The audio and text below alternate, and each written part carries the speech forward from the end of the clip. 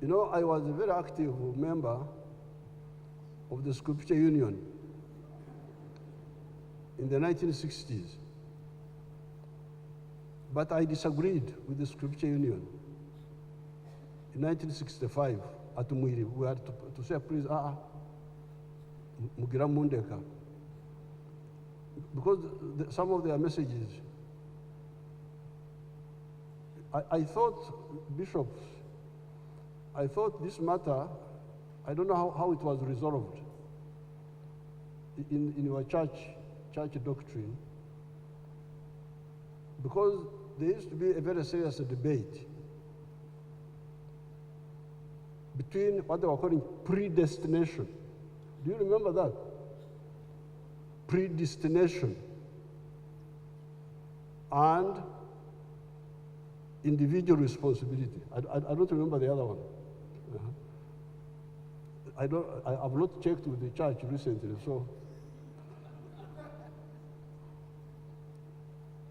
Even when Mama sometimes is watching these Americans, there are some people there, Margaret and another one.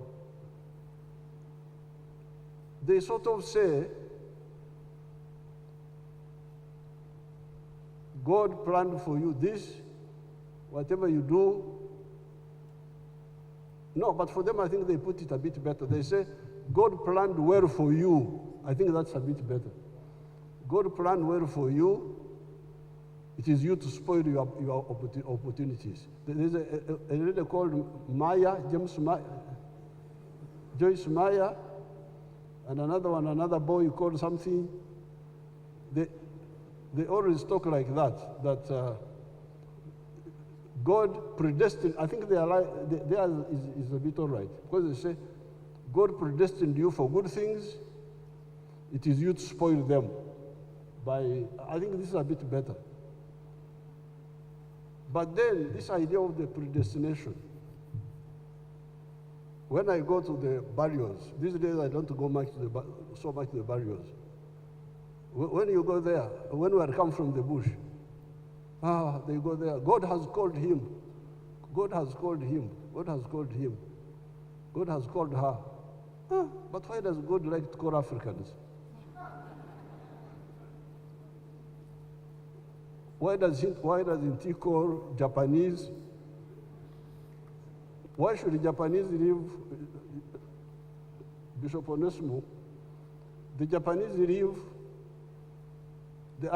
what you are talking about. When we came from the bush, God was calling you at 43. Ranga ya mweta. Why does he call these Africans so early? What is the problem? So we put in place some health measures, and you can see now the average life expectancy is now 65.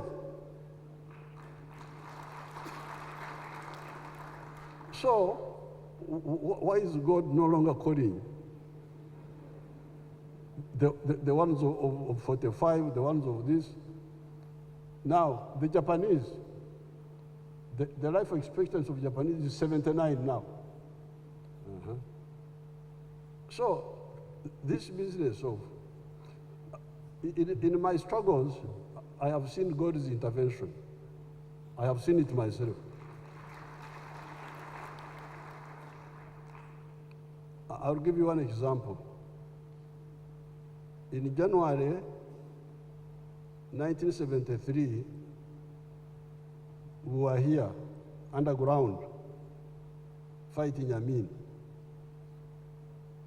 And we had put our group in the forest in Mayuge. And Valerian Raheru, Martin Mwesiga, and myself were in a car, our Volkswagen 1600,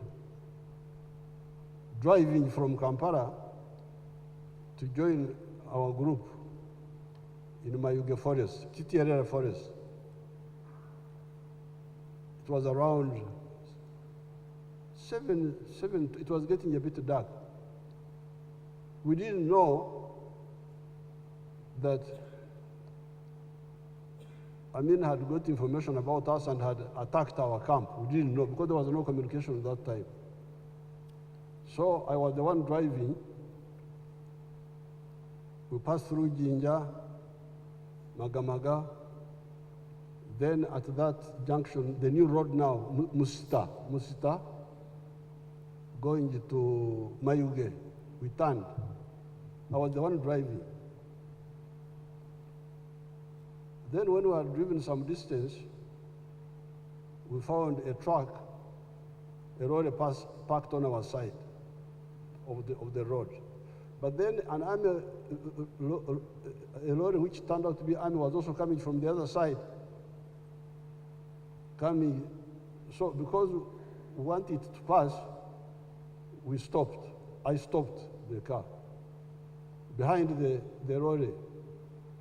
When the army truck came, instead of continuing, they stopped. They said, "You people, who are you?" We said, we are going somewhere, Karuba is Karuba, some place. Going to Karuba. The fellow, I think there were 2 or 3 soldiers. I think they had dropped soldiers and they were coming back, but they were armed. So they thought for a moment as if they wanted to continue, but then one of them got out. So, "You people, get out of the car." Now, Roheru was sitting here. Me, I was the one driving. This fellow was standing on my window now. As I was still opening the door, Roheru shot him from here. Shot him, he fell down. He said, "Mama, mama, mama." Then I silenced him with a pistol. Now, the other soldier,